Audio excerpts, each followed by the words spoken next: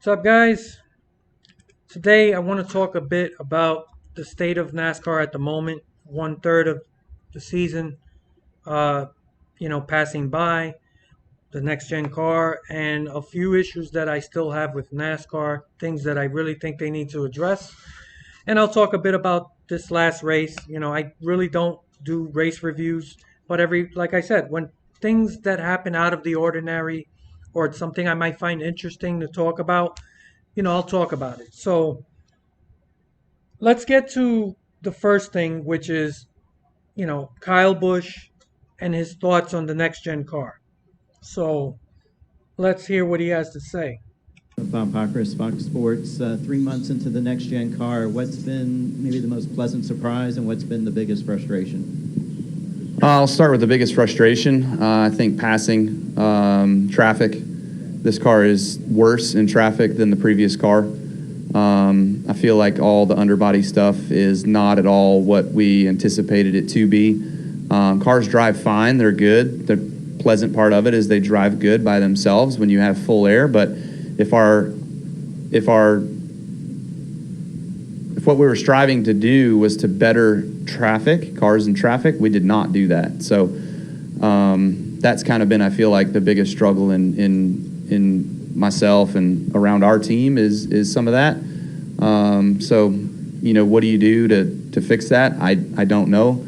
I think there's a Martinsville test in the next week or two, and I've been highly politicking to just take all the underbody off and let us go make a couple runs with that and see what we can figure out with that. Would also save the team owners a heck of a lot of money if we just trashed all those components and went on without them from here on out. Wouldn't hurt my feelings. Sounds like your feelings are pretty hurt. I'll explain why in a minute. Has there been anything that's been that surprised you on a good sense with it? I said that already. Did you not hear me? You just dwelled all on the negative and not any of the positive? I said the car drives good and it drives fine, surprisingly, by itself. By itself? Yeah. Okay. Yeah. That part went over my head. In one ear, out the other. I got it. The one thing the new car has. It's no secret. I don't like this guy. But in all fairness, I like the way he responded to the reporter. I don't have a problem with that. So that doesn't bother me. I don't want people to think, what do you want? A cardboard cutout? My feelings towards him have nothing to do with stuff like that. Although it ties in once in a while. But I have no problem with the way he addressed the reporter. Sometimes these reporters do play games. They only focus on certain things. They cherry pick and they're trying to make things sound a certain way. So his response to that was perfect. But everything else, Done though, it seems to have made the intermediate tracks more competitive. Have you noticed that behind the wheel as well? I mean, visually to us in the stands, that's what it looks like. It's the last three races. he doesn't want to say it's better. Mile and a half stuff. Yeah.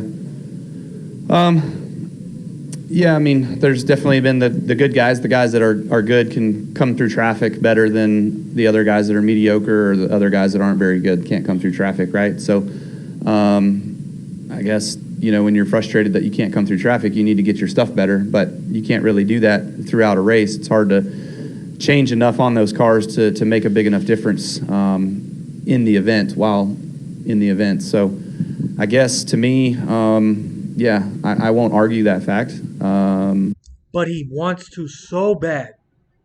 He doesn't want to fucking admit what the rest of us have been praising all year, that the racing has been, for the most part, way better. But he's pissed, okay, because he's not dominating like he used to. He's still going to compete for a championship.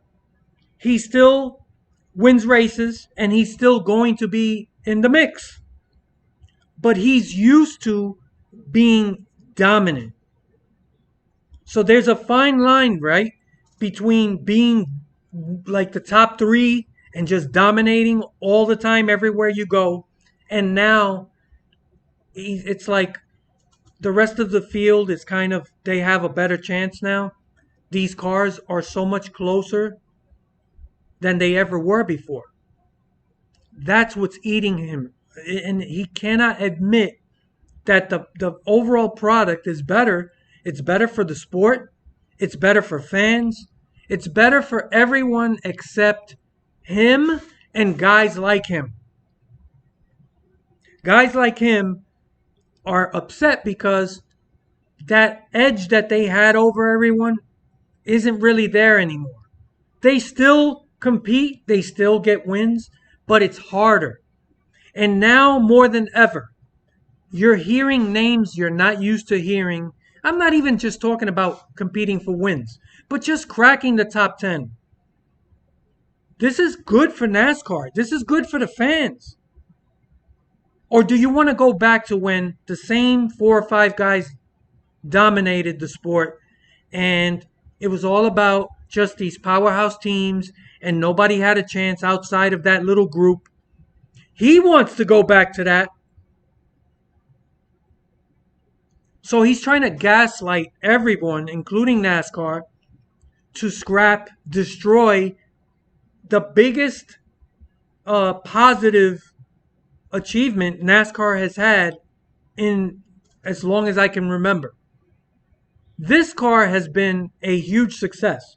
Is it perfect? No. I'll get into more of that in a minute, but what you're witnessing is Cryle Busch just being the whiny crybaby that he's always been, that's not satisfied with the fact that he still gets to race with one of the top teams in the sport, and that he has a legitimate opportunity to win races every week. That's not enough for him. That's not enough. Remember, we're talking about a guy that has spent the majority of his career running in lower series, again, in the top equipment, beating up on younger, more inexperienced drivers with worse equipment. That's who we're talking about. Why? Because he wants to pad his stats.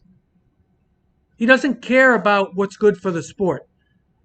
You really think it was good to watch him go every week and just beat up on Truck Series drivers and Xfinity? I mean, he's not doing it that much anymore, but he did it for years. Didn't bother him that he stunk up the show every week. Only his fans thought it was awesome. It wasn't good for Xfinity or Truck. And I've talked about this many times before. And the fact that NASCAR allows these Cup drivers to go into the lower series and drive top-level equipment, that's not good for the lower series. Now, if Cryle Busch wants to go down and maybe swap rides with one of the I would say the mediocre teams, have at it. Let's see you compete in the equipment that some of these other guys have to compete in every week. So this is why I could never be a fan of this guy. Never liked him. That's just me. But let's go on and finish watching a grown man who doesn't mature and doesn't care about the sport. It's all about him. And even throughout the conference, you could hear him mention, the guys up front now, it's harder to pass. And you can hear it all throughout this whole crybaby session. It's all about him. And he's advocating for NASCAR to destroy a car that engineers and people worked so hard on for years to it wouldn't make me any sadder to see them get rid of the whole underside of the car. Are you kidding me? And he's gaslighting people. And there are people, mostly his fans, that they'll tell you, oh yeah, NASCAR needs to listen to Cryle Busch. No, they don't. This whole whining session to me, just proves that this car is a success. The fact that you can see drivers that you're not normally seeing competing actually cracking the top 10 once in a while and just mixing it up with guys like him, who is one of the best drivers in the world. Extremely talented. I've never taken that away from him. But he wants the deck stacked in his favor, always. So because the Gibbs cars are not as dominant, they're still competing, by the way. They're not sucking, but they're not dominating. We're seeing new names in the mix. And that's good for the sport. You know why? Because it's not about the car anymore. This is as close as I've seen the cars ever since I've started following NASCAR. This is the closest that we've had where if you go from the entire field of cars, that they are so close to one another in terms of competitiveness. That's a good thing. Why? Because now it comes down to the drivers, the crew chiefs, the pit crews, all the decisions made during the race. Yeah, you can't make as many adjustments to like take a car that just isn't as fast and make it a top 5 car, but you can still make adjustments. And I'm sorry, he's used to being the guy who always shows up to the track with the car that's on. And that's not quite there now. And again, I remind you, he's competing every week for wins and still competing. But he's not as dominant. And you see that with a lot of these veterans. So he's mad about that. And he wants NASCAR to take a product they worked so hard on, engineers, people who know what the fuck they're doing, and actually provided racing that fans, for the most part, have enjoyed this year. He wants you to not believe your lying eyes. That all of this great racing you've seen this year isn't really great. This is why I can never root for a guy like this, because he's a whiny crybaby. And you would think by now he's older, that he would mature. Apparently not. Fortunately, we could have, should have won Vegas, could have, should have won Kansas. The Toyota car did win Kansas. We were fast up front. See, everything is based on his view, like Toyota. Oh, well, at least, Toyota won. And because he wants to keep things the way they've always been, where these super powerhouse teams are dominating and the other guys don't have a chance. That's the way he likes it. Because he's not one of these guys who have to drive, for a smaller team. He doesn't care. What's good for the sport is not in his best interest. It's just about him.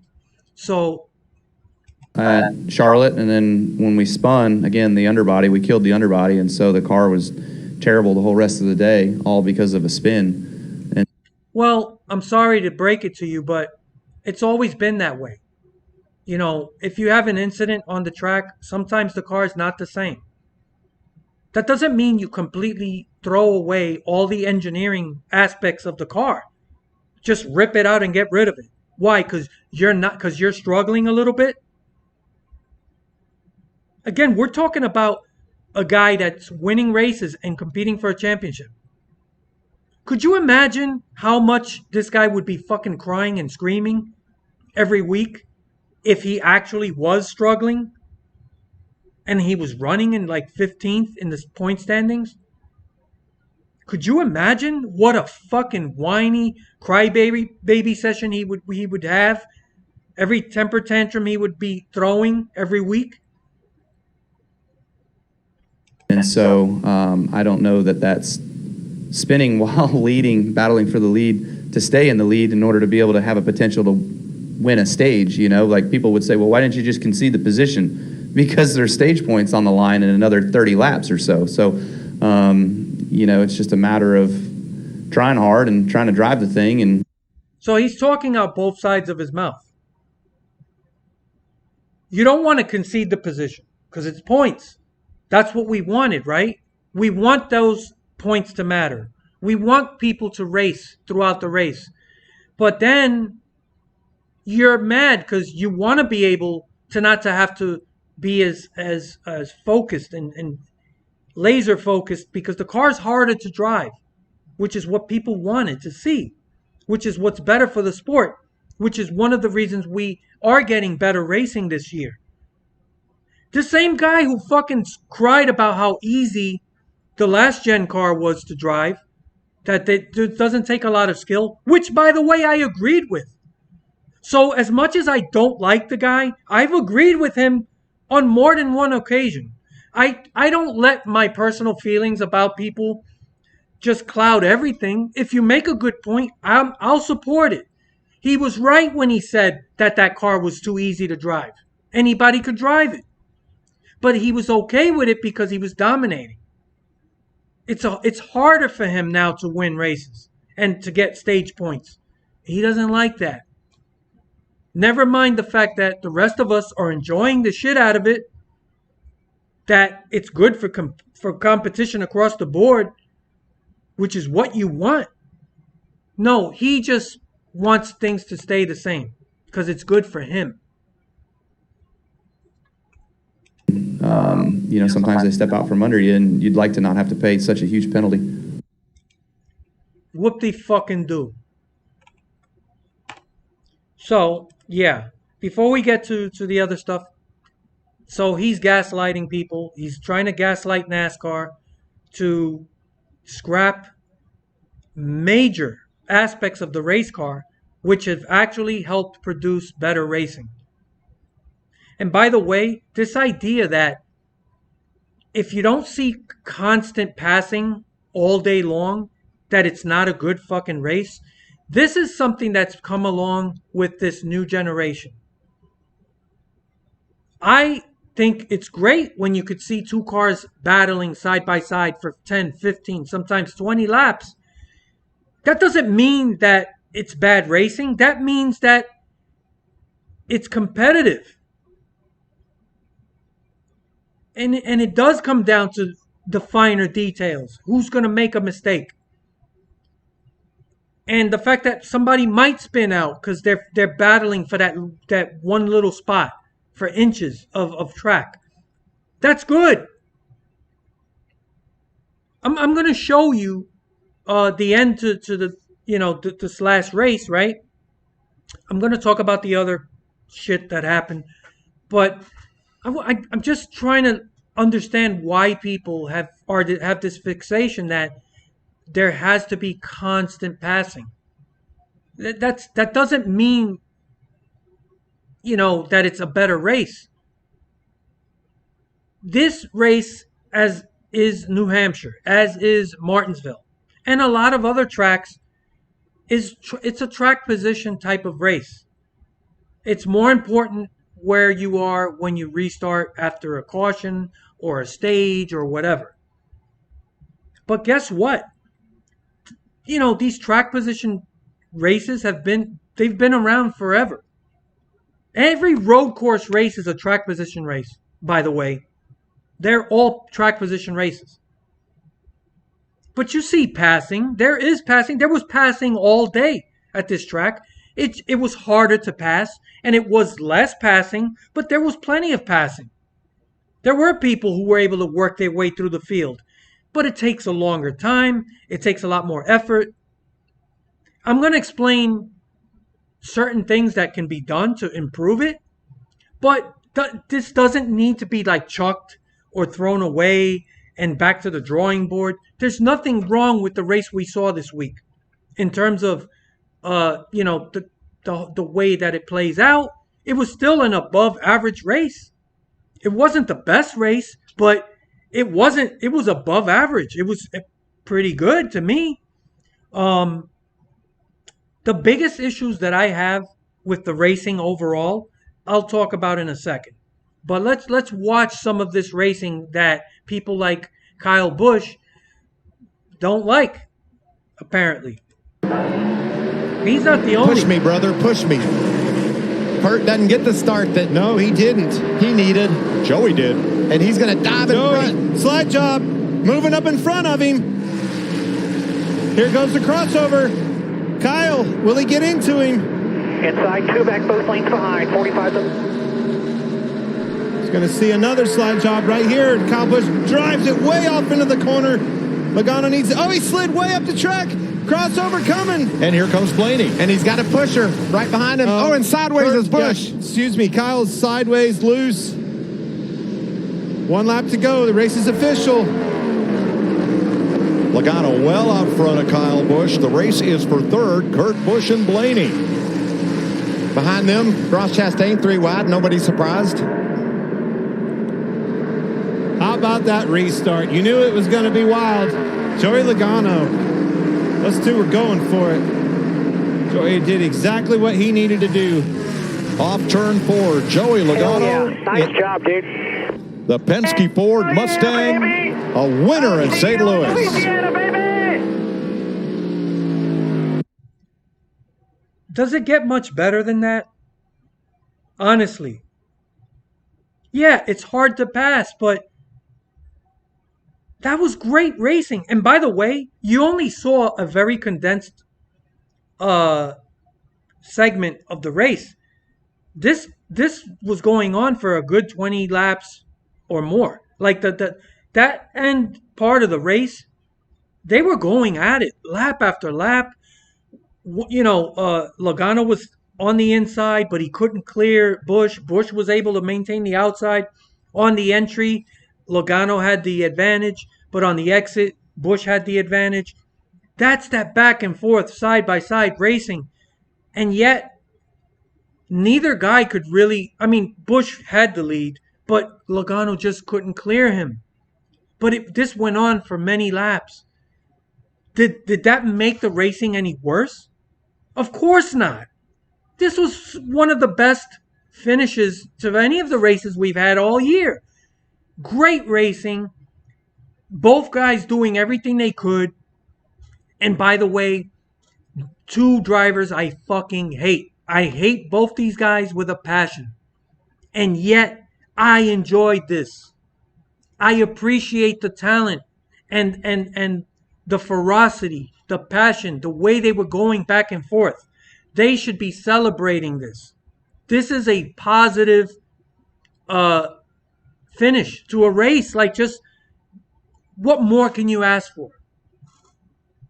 And yet, Cryle Busch is telling people they need to completely scrap major sections of this car because it's harder to pass and, it's tougher for people like him.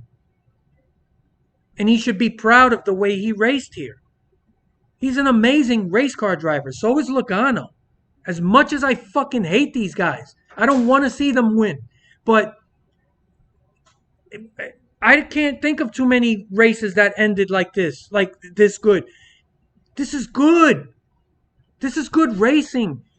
Those of you out there that keep complaining about the lack of passing, there's a difference, man. There's a big fucking difference. When you look at tracks like restrictor plate races and things like that, that's terrible. I fucking hate those races. That's a fabricated form of racing. It's garbage. This, I have complaints about this race, and I'm going to talk about some of that, right? It's not above criticism. It wasn't a perfect race, but it was good. It was above average. It was an entertaining race. It was enjoyable. The criticisms I have are in other areas, which I'm going to talk about. But just so you guys see, as much as I don't like these guys, this was a fantastic finish to a fantastic, final 25, 30 laps. This was great. And the fact that Logano just couldn't clear him. And, this is good. Like, it should come down to making mistakes. And you saw Busch make a mistake here. That's what it comes down to. Where is it? off into the corner. Logano needs it. Oh, he slid way up the track. Crossover coming. And here comes Blaney. And he's got a pusher right behind him. And sideways is Busch. You know what that's called? That's called racing. This is good for NASCAR. This is, to me, this goes in the win column for this new car. The new car is not perfect. I'm not saying it doesn't need, adjustments or something, but you're talking about completely scrapping major aspects of this race car because you're just not dominating as much. That just blows my mind. And that's why I can't root for people like that. And look at what a fantastic finish, a battle between these guys. Again, Logano, I can't stand this guy. This is the same guy that purposely took out William Byron a while ago. Despicable way to win a race. Despicable. Embarrassing. He's proven time and again that he's a great driver. This is how these races should go. I'm not against guys driving extra hard and really pushing to the limit. But there's a big difference between pushing things to a limit and just being a fucking bonehead. And just anybody can knock people out of the way for a position or for a win. Anybody can do that. This takes real talent. And for a guy who won in such a negative way, and look, here you are. That's how you should. That's the type of racing that I want to see. That's what it should be. And so that's that. This idea that, people really got to take a chill pill. You don't have to see easy passes. That's not what racing is. And this track is unique. It's different. They sold out.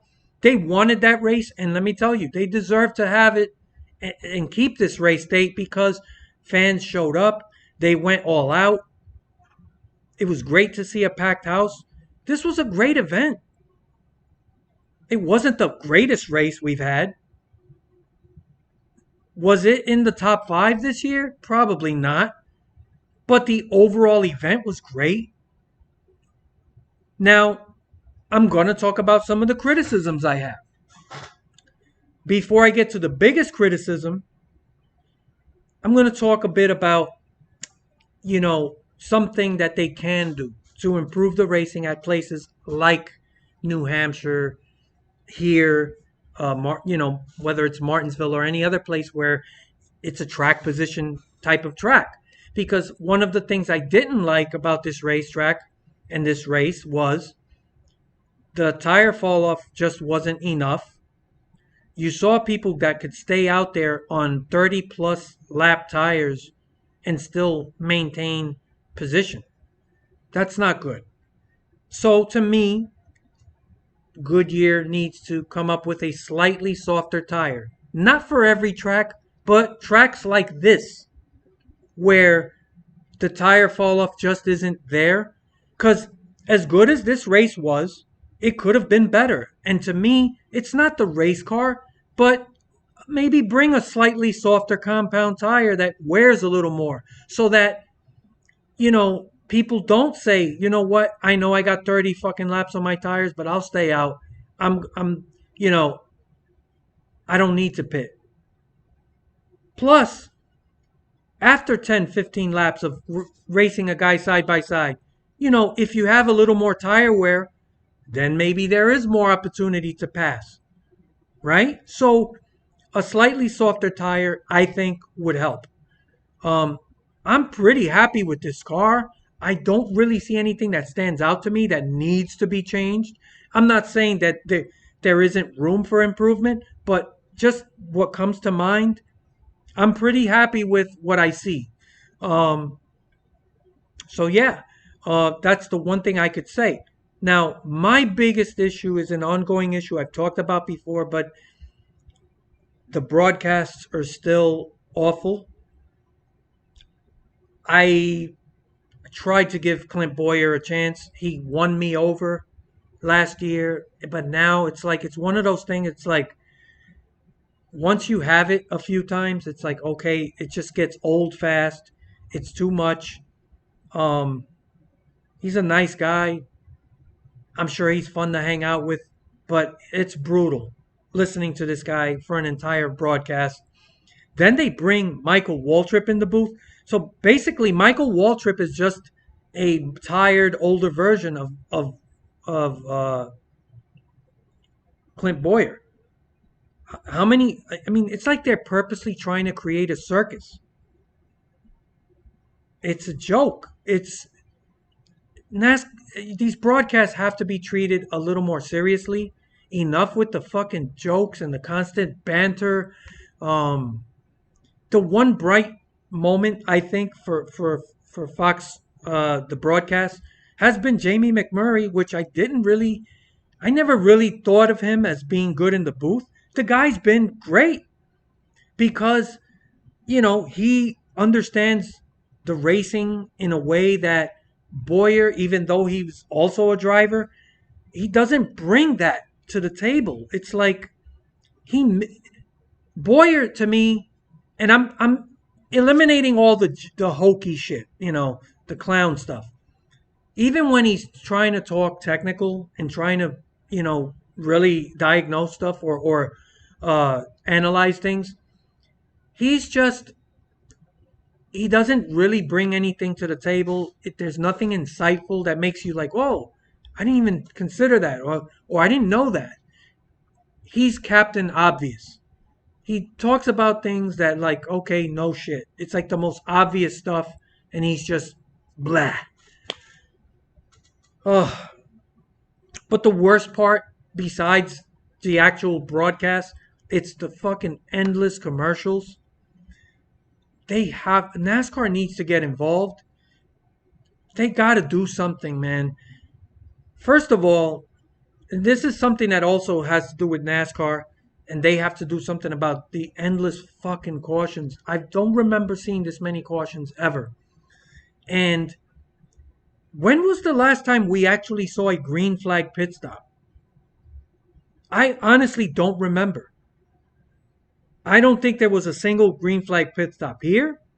The Coke 600, Texas, was there at the All-Star race? No, I don't think. When was the last time we got a green flag pit stop? Which used to be a major part of racing. And it's almost gone. It's almost like a lost art. Like, there's so many cautions, so many opportunities for teams to pit under caution. When was the last green flag pit stop? Somebody let me know. But I don't think we had one here. The Coke 600 at the All-Star race. It's been way over 1,000 laps of just no green flag race pit stops. That's a problem. That's a huge component of traditional NASCAR racing that is just gone. And then the fact that you have all these cautions. Why are there so many cautions? How many times this year have you seen a caution that could have just not been a caution? I'm talking about when you see a guy kind of hit the wall and bounce off, or just kind of scrape the wall. Maybe a tire went down, and then they kind of pull down to the apron. They're off the racing surface, but they're moving. And there's always a caution. It's like some of those cautions, in my opinion, don't need to be called. NASCAR really needs to sit down with the officials and just say, look, man, safety always comes first, but there are some cautions that are questionable. If there's no debris on the track and the person is off the race surface and they're moving, they're not stuck, don't call a caution. And it sucks if it's a driver you're rooting for and he's going to lose a few laps, but you know what? So be it. There's too many fucking cautions, man. And every time there's a caution, here's the worst part. It takes forever to get back to action. NASCAR is not like other sports. NASCAR is the only sport that routinely cuts to commercial during the action. You don't see that in baseball, football, or basketball. Could you imagine in the middle of a drive, second down, and the team's in the huddle, and they're pulling up to the line, and then it's like, oh, we're cutting to commercial? That doesn't happen. How about in the middle of a baseball game and there's two runners on and there's two outs and somebody's at the plate and they cut to commercial? That doesn't happen. Basketball, same thing. You never miss the action if you're a viewer. They cut to commercial during timeouts, at the end of quarters, at the end of innings. There's always those moments when they cut away to a commercial, but they come back and you don't miss the action. NASCAR, you're always missing action because they're always cutting to commercial. And it's not just under caution. Look at the Coke 600. We had like 1,000 cautions. And the Coke 600 was one of the best races of the year. Amazing race. Fantastic racing from beginning to end. However, it wasn't perfect. We had like 1,000 fucking cautions. So every time you started really getting into the green flag racing and the action, caution. And some of these cautions didn't need to be called. And every time there's a caution, how long does it take to get back to green flag racing? Again, it's not like other sports. At the end of an inning, 2 commercials, maybe 3, you're back, and the pitcher's throwing again. There's a timeout in football or basketball, it's like fucking 2 commercials, and you're back. With cautions during a race, it's like once there's a caution, man, you could go take a shit. You could go out, walk the dog. By the time they get back to racing, it's just a lot of time goes by. And during that time, they're just cramming more and more commercials in your face. So, I don't have as big a problem with it if the cautions are legit. Okay? And you know what? If you're going to have commercials, that's when you have it. What pissed me off is that even during green flag racing, even though you're having one endless caution after another, even under green flag racing, they cut away to commercial. They don't say, you know what, we're having a lot of cautions. When we're green flag, stay with the fucking race. At least a while longer. So this endless barrage of commercials is a problem. And even though you're having more people show up to the race, 99.9% of your audience is watching races on TV. Which is why I focus on the broadcast, which is why I focus on NASCAR and these endless cautions, because they can do something about it. This is a problem that has solutions. NASCAR can try better, right? Listen, at the end of the day, it is a judgment call by officials. They're not going to be perfect. But man, let these guys know. If a car scrapes the wall, that's not an automatic caution. If they're out of the race groove, if they're not in like surrounded by other cars, wait it out a little longer. You don't have to throw a caution immediately. Every caution hurts the overall experience. And like I said, I can't remember the last time we had a green flag fucking pit stop.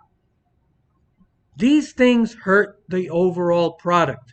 And even though, for the most part, the racing's been a lot better this year, those other things need to be addressed. And just think about how much better, how much more enjoyable it is going to be to watch these races if they actually address some of those issues. So if you're NASCAR, do something. We need less commercials thrown in our faces. And stop throwing so many fucking cautions, man. And if we get more green flag pit stops because there's less cautions, that's good. And for the love of God, do not listen to crybabies like Cryle Busch who only care about themselves. The racing has been better. Everybody knows it. So don't let anybody gaslight you into thinking, oh, maybe they do need to scrap a bunch of shit that they worked for years on. That's actually working. So as much as we like to criticize NASCAR, I'm giving them a ton of credit for this car. This car's been great. It's not perfect. The biggest issue so far has been, to me, is the tires blowing out. And a big part of that is, as you could see here, when they're going down the backstretch, you can see the left rear tire, as the car's bouncing, they crinkle up a lot because there's low air pressures. The teams are not following the recommendations of Goodyear, and the announcers have talked a lot about it. They're like, they're telling you don't go below our recommended tire pressures. And of course, the teams always push the envelope. And then when the tire blows out, everybody's wondering why. The sidewalls on these tires are much shorter. There's a lot more pressure on these tires than with the 15-inch tire, which gave a lot more. These tires, they're going to heat up more than the 15-inch because with that flex comes friction. With friction comes heat. So if you push the envelope and you run lower tire pressures, the tires run hotter. And then you're getting these, blowouts. And it's always to the left rear. There's a reason for that. The left sides, these people are running too low air pressures.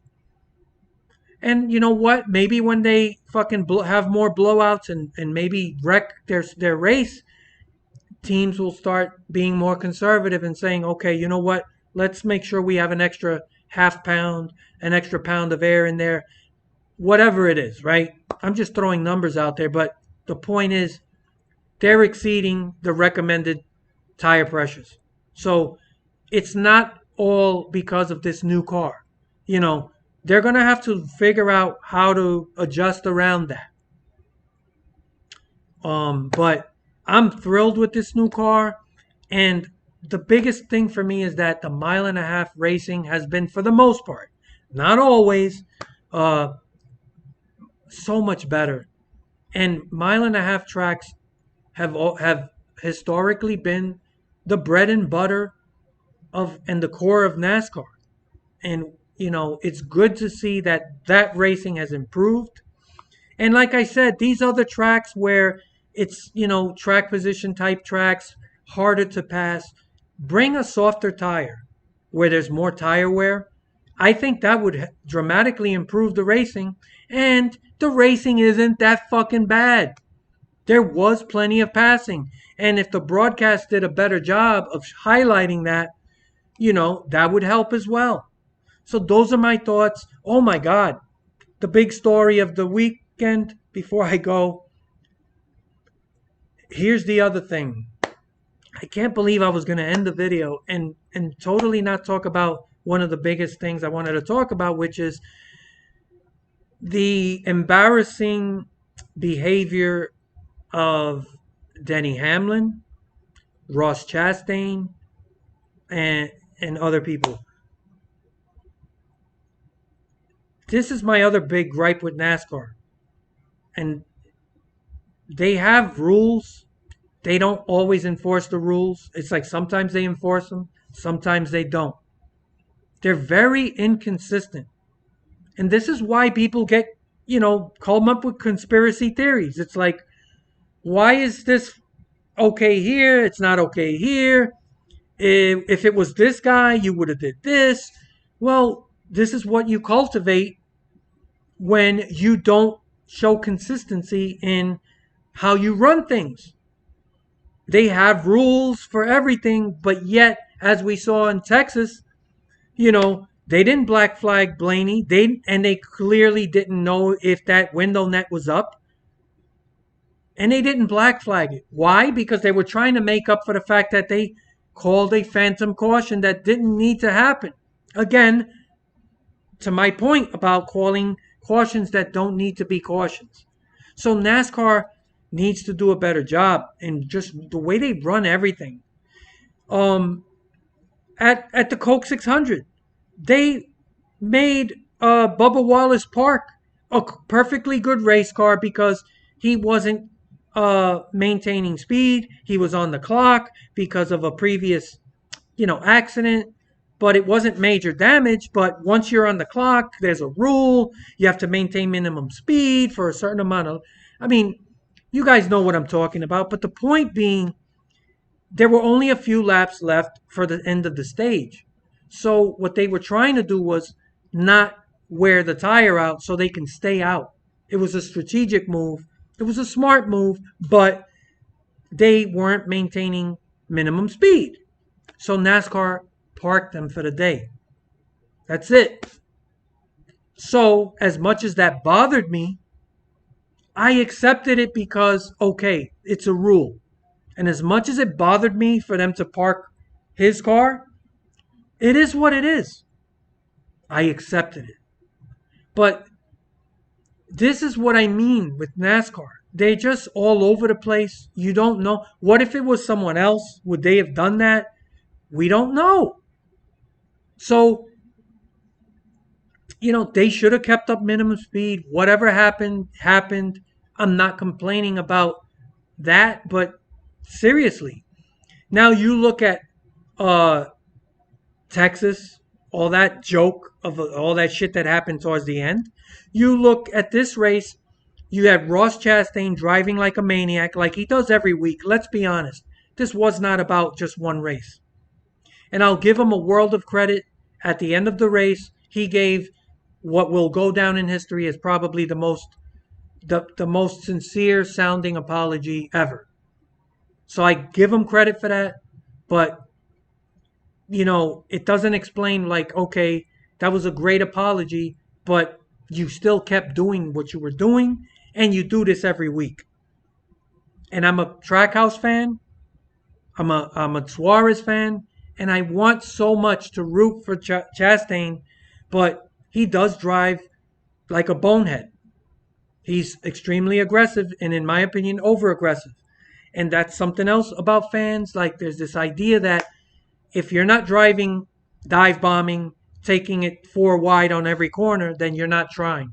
That's bullshit. That's bullshit.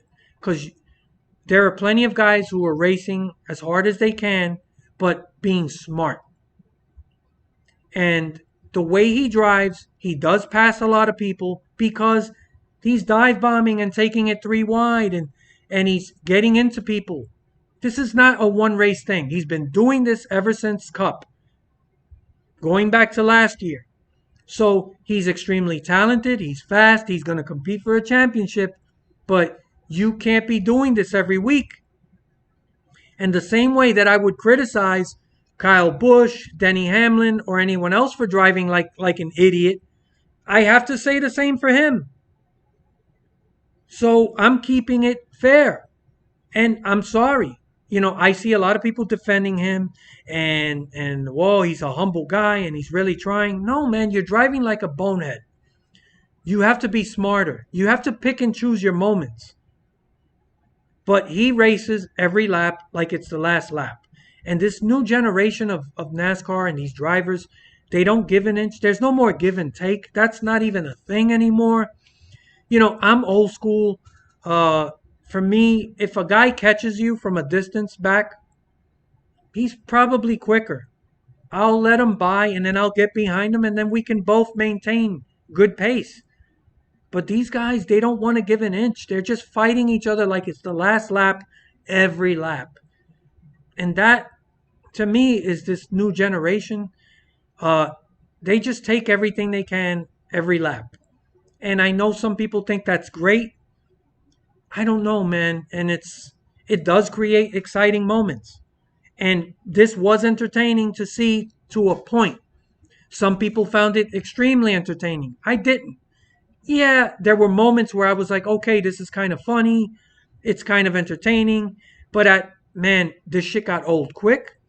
Denny Hamlin, I don't blame him for getting mad. And Denny Hamlin, another guy I can't stand. But I gotta give him, I gotta concede. He had every right to be mad. Here's the problem. he's another guy who hasn't matured.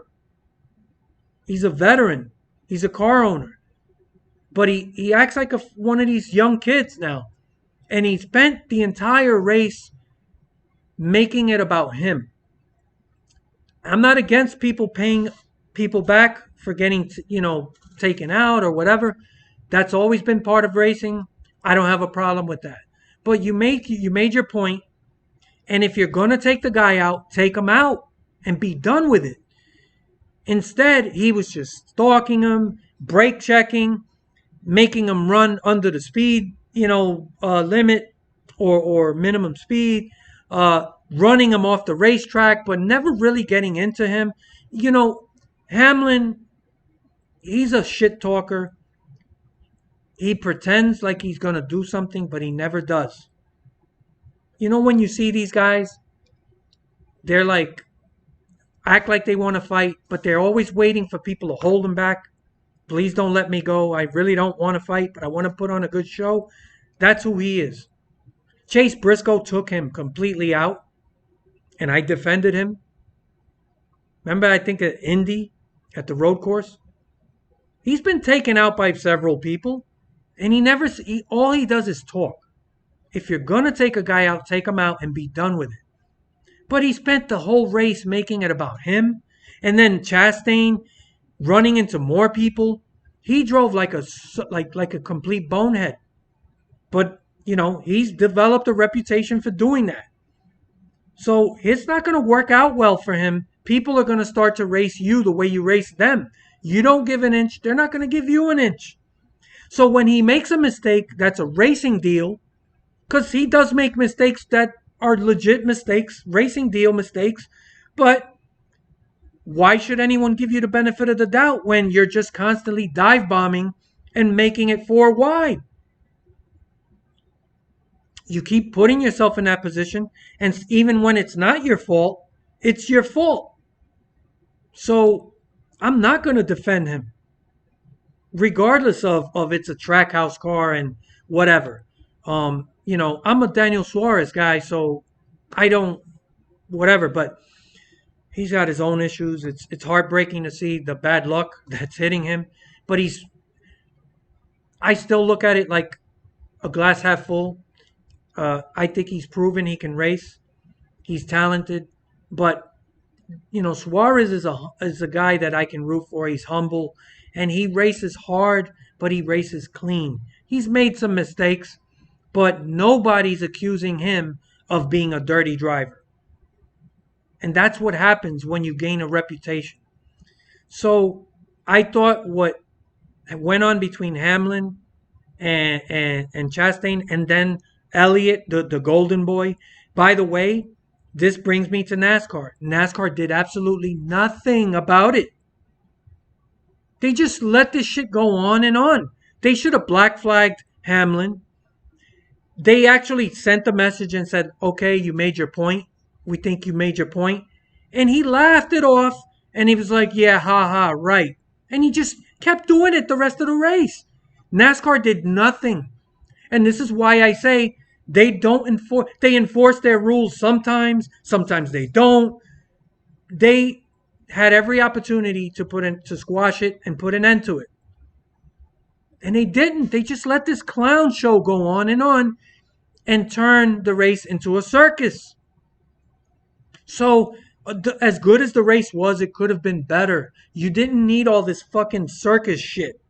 And I know some people think it's entertaining, but if you want people to respect this as a legitimate sport, this isn't the way to do it. Again, I'm not against drama. I'm not against people confronting each other. I'm not against even taking out a guy that took you out because he's driving like an idiot. But if you're going to take him out, take him out. And all Denny Hamlin has done is nonstop tweeting and social media and talking shit about what he's going to do. But he's all fucking talk. Because he's never really done anything about Chase Briscoe. He's never done anything about, I forgot who else. I mean, guys know that, if you take Hamlin out, there really isn't a big price to pay. Because what he did was actually embarrassing. And it's embarrassing for NASCAR. And they did nothing about it. So when I look back and I look at the Coke 600 and I have to say, that's fucked up. They fucking park Bubba Wallace for not keep maintaining minimum speed, whatever. But I'm willing to eat that, right? I'm willing to accept that. As much as that bothered me, I can accept it because as per the rules, they're right. It is what it is. So I'm not going to make excuses. But then I have to say, why are you so inconsistent? And NASCAR is so inconsistent in everything they do. Cautions, policing, doing, upholding rules. They need to get their shit together because people are going to start to look at this as a fucking circus. That's not good for NASCAR. It might be good for your immediate ratings and people talking about it and there's a buzz, but overall, in the long term, that's not good. So I think I've pretty much covered everything I wanted to talk about. Think of it as a podcast. I know my videos are long. I'm sorry, but there was a lot to talk about. And yeah, I think I've covered pretty much most of it. I love this new car. I think the racing, for the most part, has been good. And some races have actually been great. Okay? But there have been some stink bombs. Atlanta, unfortunately, that's going to be a stinker no matter what. They destroyed a perfectly good track, but now you're going to get bullshit baby Daytona. You got Daytona, you got Talladega, and you got Texas. They destroyed. So unfortunately, we're stuck with some of these tracks on the schedule, and it is what it is. So maybe bringing a softer compound tire to Texas might help a little bit. I'm not saying it's going to resolve the problem, but it might help. And I don't want a softer tire everywhere because we have had great racing at a lot of tracks. But the tracks that are more track position tracks, like the ones I just mentioned, and at Worldwide Technology, it's a unique track. And I think for the most part, the racing's really solid. But a slightly softer compound tire would help. And for the love of God, NASCAR, you're going to have to do something about the endless commercials and the endless cautions. We don't get green flag pit stops anymore. That's where your focus should be. And, pick up the phone, tell Cryle Busch to stop fucking crying, grow up. I mean, Kurt Busch loves the racing. So, he grew up. I actually like Kurt Busch.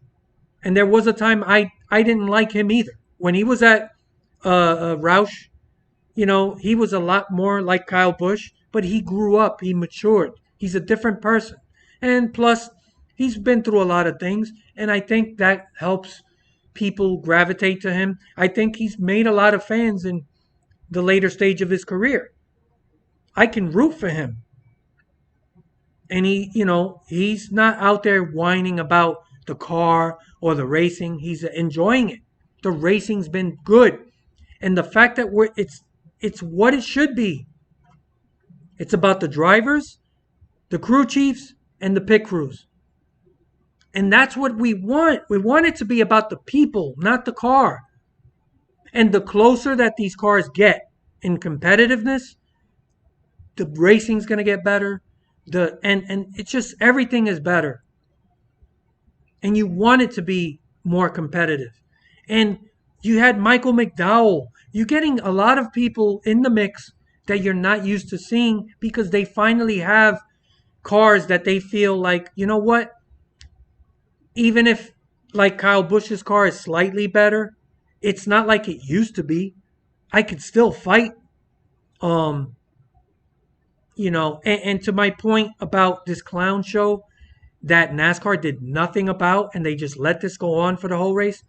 They did the same thing, I think it was last year, with Chase Elliott and Kevin Harvick, I think at Bristol, where he waited for fucking Kevin Harvick, who was leading the race, and he destroyed his chance to win by blocking him repeatedly. And NASCAR never did anything about it. And he took a win away from somebody, again, someone I don't like, but fair is fair.